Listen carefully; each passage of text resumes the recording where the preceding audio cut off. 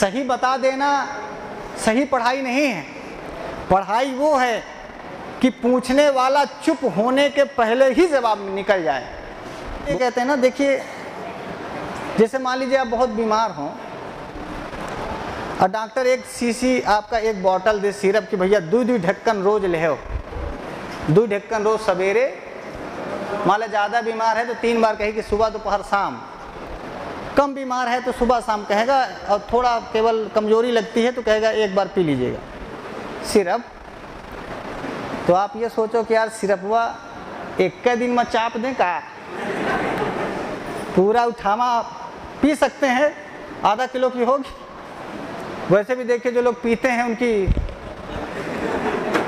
जब वो एक शीशी पी सकते हैं तो सिरप तो आप भी पी सकते हो।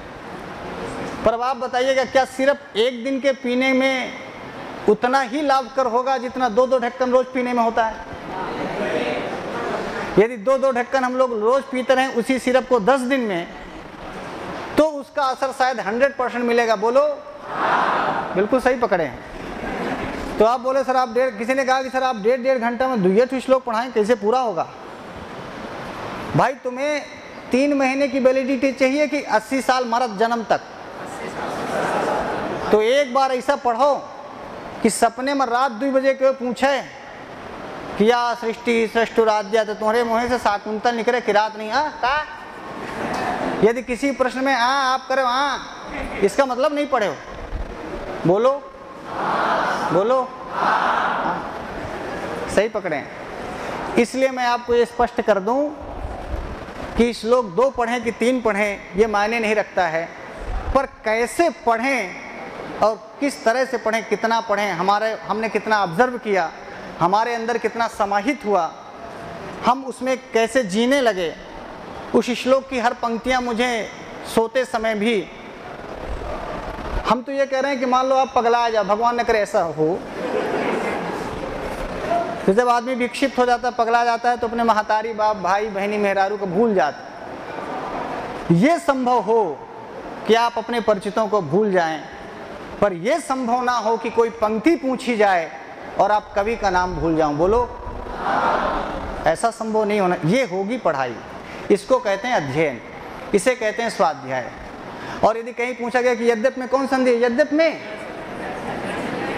में यह है का, इसका मतलब तुम नहीं पढ़े। सही बता देना सही पढ़ाई नहीं है। पढ़ाई वो है कि पूछने वाला चुप होने के पहले ही जवाब निकल जाए। बोलो हाँ बिल्कुल सही पकड़े। और फिर आपको तो मास्टर होना है, आपको तो शिक्षक, आपको तो छात्र गढ़ना है। बोलो हाँ। इसलिए दुनिया में जब भी किसी शिक्षक की गिनती हो, चाहे वो अंग्रेजी के शिक्षक की हो, चाहे मैथ के, चाहे साइंस के, चाहे जीके जीएस के, चाहे रीजनिंग के, चाहे संस्कृत के, उसमें एक नाम आपका होना चाहिए। बोलो तो इसका मतलब फिर आपने पढ़ा है। सुन रहे हैं ना? इसका मतलब फिर आपने पढ़ा है, सचमुच आपने पढ़ा है। और मैं कई सारे उदाहरणों से कह सकता हूं। मैंने अपनी गारंटी एक दिन ऑनलाइन बोली थी, शायद आप लोगों ने सुनी हो। मोदी बड़ी गारंटी दे रहा था, दिल्ली का केजरीवाल गारंटी दे रहा था, तो उनका देख के हमको लगा हम गारंटी दे दें।